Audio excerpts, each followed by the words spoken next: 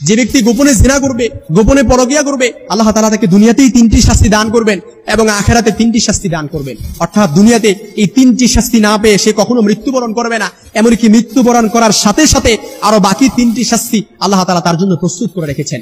যে ব্যক্তি গোপনে পরকিয়া করবে, অন্য নারীর সাথে আসক্ত হবে, অন্য নারীর সাথে জিনা করবে, অন্য পুরুষের সাথে আসক্ত হবে, অন্য পুরুষের সাথে জিনা করবে, মনে রাখবেন এই যে পরকিয়া নামক যে ভাইরাসটা আজকাল সমাজের রন্ধ্রে রন্ধ্রে পৌঁছে গেছে।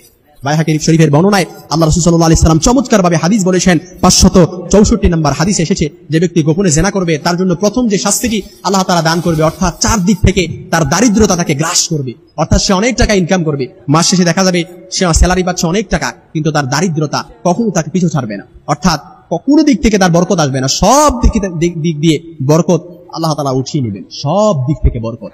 অনেক টাকা ইনকাম করবেন কিন্তু দারিদ্রতা 4 দিক থেকে গ্রাস করবে। 2 নাম্বার যে শাস্তিটা আল্লাহ তাআলা তাকে দান করবে সেটা হচ্ছে তার রিজিকে বরকত তো কমিয়ে দেওয়া হবে, সেটা হচ্ছে তার হায়াতেও বরকত কমিয়ে দেওয়া হবে।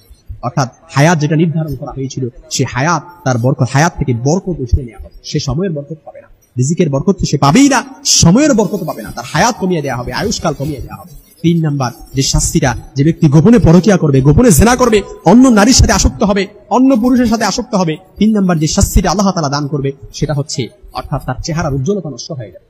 যে চেহারার উজ্জ্বলতা ছিল, মানুষ তাকে দেখলে যে মায়াবী একটা চেহারা কাজ করতো, মায়াবী একটা ভালো লাগা কাজ করতো, ভালোবাসা কাজ করতো, সব মানুষের অন্তর থেকে ভালো লাগা, ভালোবাসা উঠিয়ে দেওয়া হবে। আপনি দেখবেন, আপনি জানেন আপনি গোপনে জিনা করছেন কিনা, কিন্তু আপনি দেখেন যে আপনার ভেতরে এই 3টা আলামত আল্লাহ তাআলা দুনিয়াতেই দেয় কিনা। অবশ্যই 3টি শাস্তি আপনাকে দান করবে। অর্থাৎ আপনার রিজিকের বরকত উঠিয়ে নেওয়া হবে, আপনার হায়াতের বরকত উঠিয়ে নেওয়া হবে, আপনার চেহারার উজ্জ্বলতা নষ্ট হয়ে যাবে।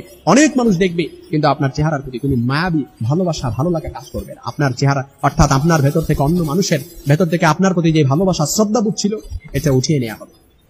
মুসলিম শরীফের বর্ণনায় আরেকটি হাদিস এসেছে, আল্লাহ রাসূল সাল্লাল্লাহু আলাইহি সাল্লাম বলেছেন, কখনো দেখা যায় দেবরের সাথে জমে ওঠে পরকিয়া। অর্থাৎ বেশিরভাগ ভাবিরা দেখা যায় দেবরের সাথে পরকিয়া করে। হয়তো আপনাদের সমাজের কথা বলছি না, আমি হয়তো অন্যান্য পারিপার্শ্বিক বিষয়গুলো বিবেচনা করে আমি বলছি। ইসলাম দেবরের সাথে দেখা সাক্ষাৎ করার লাগামকেও টেনে ধরেছে। হযরত উকবা ইবনে আমির রাদিয়াল্লাহু তাআলা থেকে বর্ণিত, রাসূলুল্লাহ সাল্লাল্লাহু আলাইহি সাল্লাম বলেন, সাবধান, তোমরা নির্জনে নারীদের কাছেও যেও না। এক আনসার সাহাবী বললেন, ইয়া রাসূলুল্লাহ, দেবর সম্পর্কে আপনার নির্দেশ কি? রাসূল সাল্লাল্লাহু আলাইহি সাল্লাম বললেন, দেবর তো মৃত্যুর সমতুল্য। মুসলিম শরীফের বর্ণনায় হাদিসটি এসেছে। এইজন্য একজন ভাবির জন্য দেবরের সাথে সাক্ষাৎ করা এটার জন্য মৃত্যুর সমতুল্য। কারণ শয়তান সব চাইতে বেশি ঘায়েল করতে পারে দেবর আর ভাবির সম্পর্কের দ্বারা, অর্থাৎ পরকিয়া এটার দ্বারাই সবচাইতে বেশি গ্রাস করতে পারে। এই জন্য দেবরকে সবসময় ভাবির কাছ থেকে দূরে থাকতে হবে, ভাবিকেও দেবরের কাছ থেকে সবসময় দূরে থাকতে হবে।